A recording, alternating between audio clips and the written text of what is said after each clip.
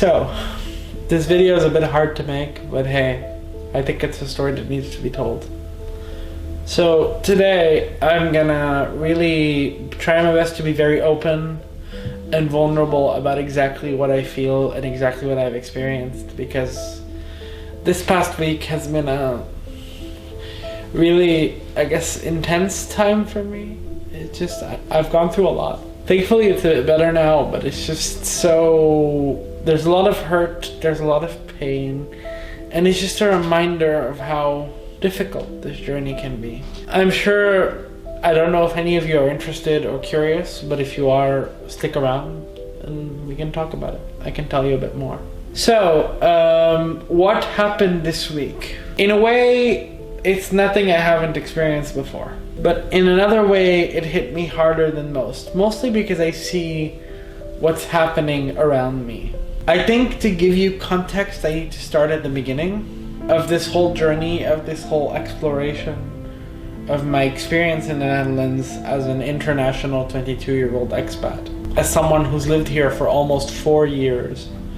And what that has meant for my career, my approach to life, and the things that changed me. So I really hope you guys stick around for a bit more of this journey, and I can tell you why things can be really hard here, and just how really difficult it can be, even though it's also rewarding. If I'm not wrong, I think I graduated exactly 4 years ago today, and that was around my last month back home in Egypt. You'll see in the video that should have come out by now, if I'm not wrong, why I left home and what that meant to me, and why it was so important to sort of release myself from that journey. But what I don't really talk about, and what a lot of people don't talk about because it's seen as normal, it's seen as regular, is what that actually means, and how sort of when you're struggling to find your footing, it can be really hard and really difficult and really a bit of a mess, honestly. So I guess that's what I'm here to talk about, because that's the center part of what I want to share here, that it is difficult and it is hard. And while it is rewarding, we also all go through messes. So yeah, that's sort of the point I'm trying to make. So I moved here around August 2018. I come from a really good international background. I speak English, French, and Arabic. I went to an international schools, had pretty good grades, maybe not the best, but pretty good. Was student council president, was president of MUN, did all kinds of different activities in high school. I remember when I was graduating, I got a standing ovation, probably because I was the only person who was handicapped. I really felt like I could do a lot, I could be a lot. Probably because I didn't face any of the difficulties of being an immigrant. And let's be honest, the discrimination that a lot of us face compared to our local counterparts, let's put it that way. So yeah, I came from this background of being pretty successful in a high school setting, having some job experience or internships I had already done, although I was pretty young, and thinking, okay, yeah, I'm just gonna continue this streak into uni, everything's gonna be awesome, everything's gonna be great. That lasted for about 2 months, which is the amount of time it takes for your first term in university. I don't know how it works for a lot of you guys, but for me it was 8 weeks, 4 terms, a year. That first term was really my first wake-up call, in the sense that I got hit by the differences of the university system between that and what I was used to. I also got hit by the fact that I went to a program with a lot of people like me. High achievers, outcasts, more creative people, very liberal people, but also people that were pretty intelligent, pretty highly academic. They sort of had a very similar profile to me, and that's something IPCOM really hunts for. An international profile of sorts. There's a certain person that will thrive in that environment. And I did thrive in that environment, don't get me wrong, those were some of the best years of my life. But also, I was surrounded by a lot of people that are like me, and while you think that might be a good thing, it actually made it quite difficult to feel like you were special or worth it, because you felt like there were so many of you around. You were interchangeable, replaceable. And just that first year after I failed, I fell into a really deep depression. And I remember I had 2 activities that I loved. I was writing for the program's magazine, and I was part of the program committee. Those sort of slipped and fell because I fell into that depression. And from there, it was sort of a downward spiral. By second, third term, I picked up my grades again. I was pretty good again. But I suffered in terms of gaining positions, in the sense of positions in different activities, positions in different organizations within the university, whether it's regaining my position in a program committee, applying to be editor-in-chief of that magazine, applying to represent my program as sort of a program representative in events and stuff. I kept getting rejected without really understanding why. And I think I got 8 rejections that year from the 8 things that I had applied to within the span of 4 weeks. I really was really intent on getting involved, on getting connected, but I felt like no matter how hard I tried, no one gave me a shot. Why? I don't know. Maybe I did something wrong. Maybe I still do something wrong. And I'm not claiming I'm perfect, but it was just hard because you felt like everyone, even though they're very similar to you in many ways, and don't get me wrong, I'm not saying we're carbon copies of one another, but even though we're very similar in so many ways, there are differences that make them prettier or thinner or more abled. And I just felt so alone at that time. And I still do. Every moment. Things got a lot better in the second year. I made new friends. I started my own company. And I felt like I was worth something, but it was just, it still aches inside of me, that feeling of no institutional support.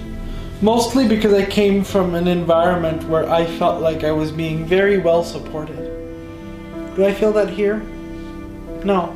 As my business developed and as I grew, I might have made some connections. Some people were willing to help. But as of right now, it feels like a lot of words. In a way, people are willing to help you for as long as it's convenient or fun or good. But when you really need it most, when you're really struggling, there's an ache. And all throughout my second year, as I was really applying for internships and reaching out to my network before I started my company, I felt that, but it didn't bother me as much. It wasn't until this past year, when I branched out of that environment, started considering different jobs, started considering different paths, that it really hit me how hard it can be. And don't get me wrong, I am very lucky. I do have people around me that support me. I can secure my future in this country. I can find things.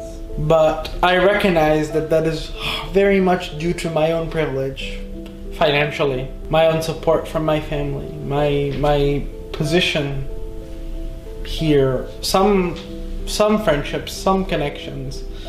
But what a lot of people don't tell you is that if you don't have that privilege, if you can't afford to go certain places or meet certain people or even pay certain consultants, advisors, because if you have money, money can make things turn, right? If you don't have that, you're a bit lost. And not, at least in my experience, I hope some of you have had a different experience, I sincerely do. Not many people are willing to support you unless you offer them something in return. Whether that's money, whether that's stroking their ego, whether that's a bit of begging, whether that's accepting that you'll be at the bottom of the ladder, irrelevant, disempowered, invisible.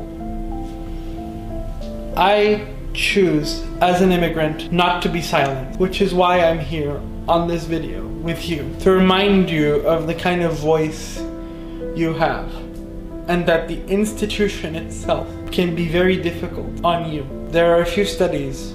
I think there was one study I read at university about how people with Arab-sounding names are 40% less likely to get jobs. I also read an article recently about how lots of discrimination cases go unnoticed, and a lot of people at least know someone who feels unsafe in their career. And that also includes regular, good, Caucasian Dutch people. So, if they're struggling, how are we supposed to keep up? That's a question I found myself asking. And really this week, as I almost celebrate my 4th anniversary of being here, yes, I've secured myself.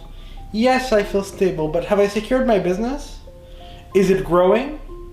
Am I the entrepreneur I can be? No. Am I doing everything I can? Am I drying out? Am I fighting the good fight? Yes, but some of it isn't about me. It's about the environment. It's about who you choose to support. And I would hope that the people watching this video can really connect again to that and realize that people like me, not necessarily just me, people of color, people in wheelchairs, queer people, even older people, that's not even getting into ageism, women of color who face the systemic issues of sexism and racism. We all need you. We all need you to step up and grow and expand your perspective. And I know a lot of you do. This isn't me accusing.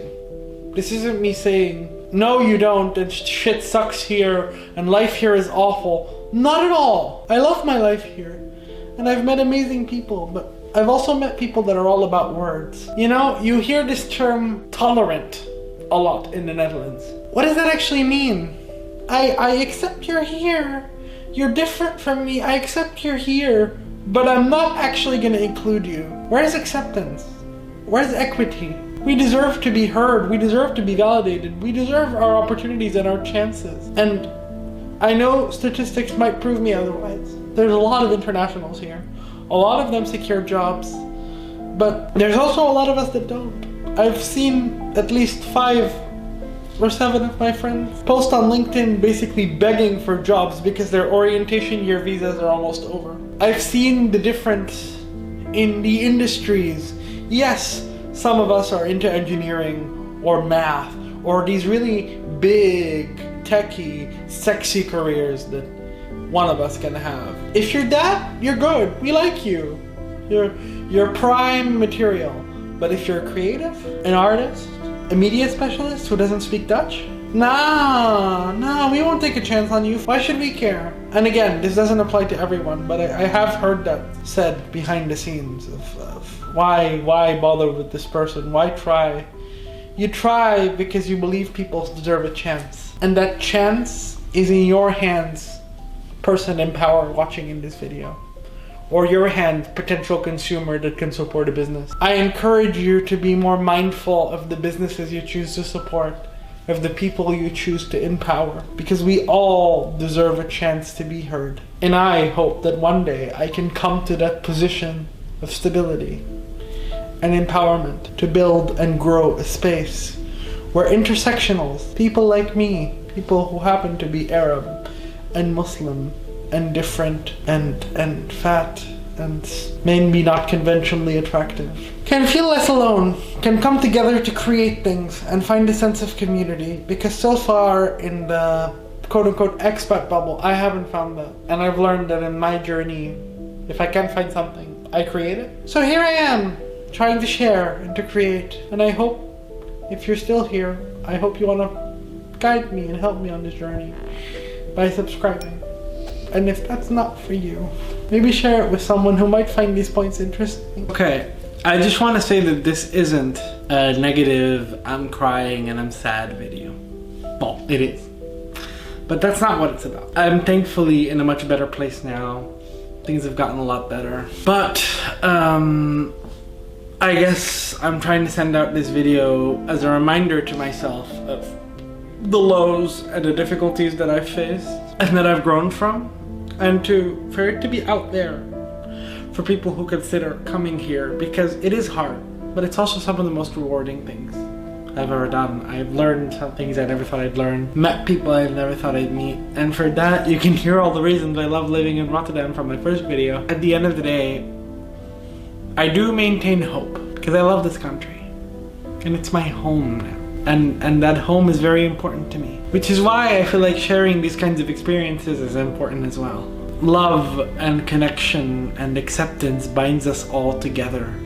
A friend of mine always likes to say we are an expression in love. We are a people in love.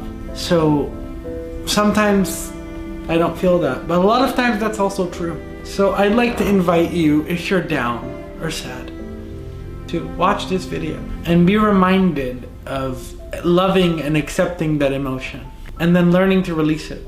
Because now at the end of this week, I've really chosen to release it into the universe. And I hope by sharing my story, it's out there now for all of you to love and to enjoy and to accept and to see the struggle. Because not many people choose to share that. But I do.